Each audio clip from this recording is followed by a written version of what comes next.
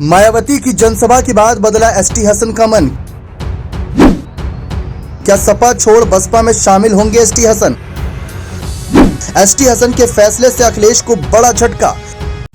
लोकसभा चुनाव की तारीखों का ऐलान होने के बाद से ही हर पाले में, हर दल में कोई ना कोई ऐसा नेता है जो नाराज है और अपनी नाराजगी खुलकर जाहिर भी कर रहा है।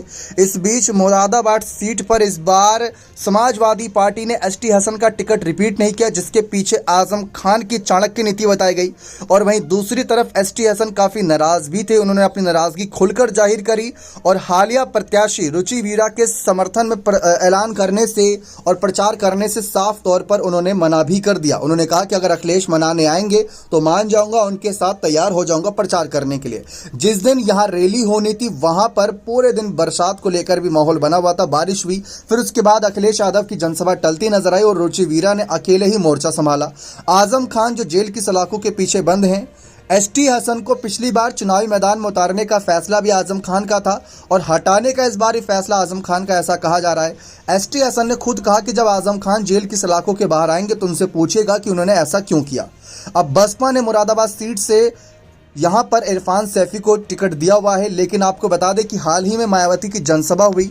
मायावती ने खुलकर भाजपा सरकार का विरोध किया और ये कहा कि जिस तरीके से सपा, भाजपा या कांग्रेस की सरकार रही, उन्होंने मुस्लिम कहीं ना कहीं समुदाय हो या फिर दलित सभी पिछड़ों के लिए कोई भी ऐसा काम नहीं किया जिससे कि उनका नाम हो। सब ने अपने अपना फ़ायदा देखा और अपने अपने कहीं ना कहीं करीबी नेताओं का फ़ायदा देखा।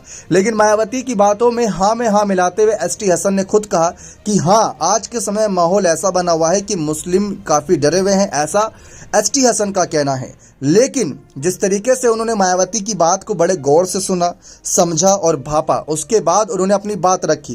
इससे एक संकेत मिलता नजर आ रहा है कि एसटी हसन के मन में कोई ऐसी सियासी रणनीति चल रही है जिसको जल्द ही वे आगे ऐलान के तौर पर कर सकते हैं। जैसा कि आप जानते हैं कि मायावती की बसपा में काफ़ी हद तक मुस्लिम कैंडिडेटों को भी तरजीह दी जा रही है।